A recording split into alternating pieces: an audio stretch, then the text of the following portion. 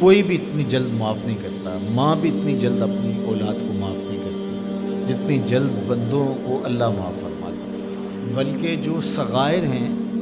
وہ تو بغیر توبہ کے ہی معاف ہوتے رہتے ہیں۔ فرمایا کہ جب تم وضو کرتے ہو تو اعضائے وضو کے گناہ جھڑ جاتے ہیں وضو سے، اور ہمیں پتہ بھی نہیں ہوتا۔ بہت سارے صغیرہ گناہ ایسے بھی ہیں کہ ہم ان صغائر کا ادراک بھی نہیں کر پاتے، لیکن وہ ہمارے سے جڑے ہوئے ہوتے ہیں، اور اسی طرح جب وہ ہمارے سے جھڑتے ہیں تو ہمیں ادراک بھی نہیں ہوتا کہ وہ ہمارے ساتھ جڑے تھے اور ہمارے سے دور بھی ہو گئے اور ہمیں پاک صاف کر دیا گیا۔ ایک نماز سے دوسری نماز تک کا وقت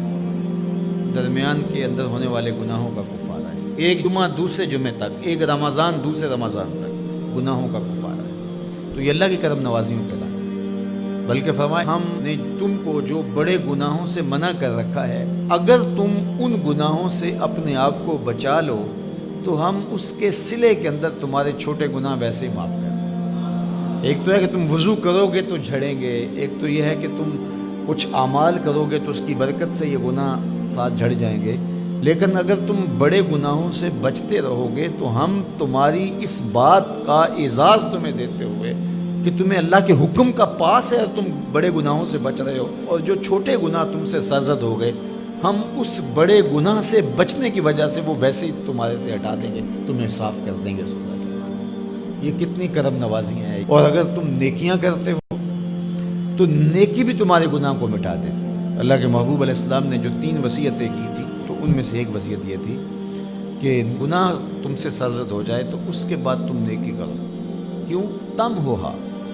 جو نیکی ہے وہ گناہ کو مٹا ڈالے گی۔ یہ کیسا اس کا الوہی انتظام ہے کہ ہمارے گناہوں کو مٹانے کے لیے کتنے سامان رکھیں۔ چھوٹے گناہ سرزد ہو گئے ہیں تو وضو کرنے سے، نماز ادا کرنے سے معاف ہو گئے، صدقہ کرنے سے معاف ہو گئے، کسی کو مسکرا کر ملنے سے معاف ہو گئے، رستے میں پڑی ہوئی چیز ہٹا دی تو اس سے معافی ہو گئی، دروشی پڑا تو گناہ معاف ہو گئے اور خطائیں دھل گئیں اور درجات بلند ہو گئے، اور نیکی کی تو ساتھ گناہ بھی معاف ہو گئے۔ تو باقی رہی بات کہ کبیرہ گناہ، بڑی بڑی باتیں، تو شرک سے بڑی بات تو کوئی نہیں ہے، سب سے بڑا گناہ تو شرک ہے، لیکن اگر بندہ توبہ کر لیتا ہے تو اللہ شرک کو بھی معاف کر دیتا ہے۔ ایمان شرک سے برات کا اظہار ہے تو شرک بھی معاف ہو گیا، ورنہ شرک معاف نہیں، اور باقی کبائر بھی توبہ سے، رجوع اللہ سے معاف ہو جاتے ہیں۔ تو یہ کتنی اس کی کرم نوازیوں کا رنگ ہے کہ اس کے حضور جب آپ آ جائیں اور اپنی معذرت پیش کر دیں تو وہ بندے کو شرمندہ نہیں کرتا کہ تم نے یہ کیا۔ جب بندہ کوئی جرم کر بیٹھتا ہے، کسی سے زیادتی کر بیٹھتا ہے اور حقیقی زیادتی ہوتی ہے، تو پھر اس کے پاس جاتے ہوئے ڈرتا ہے کہ اس کا رد عمل کیا ہوگا، میں نے یہ زیادتی کی، واقعتاً زیادتی کی۔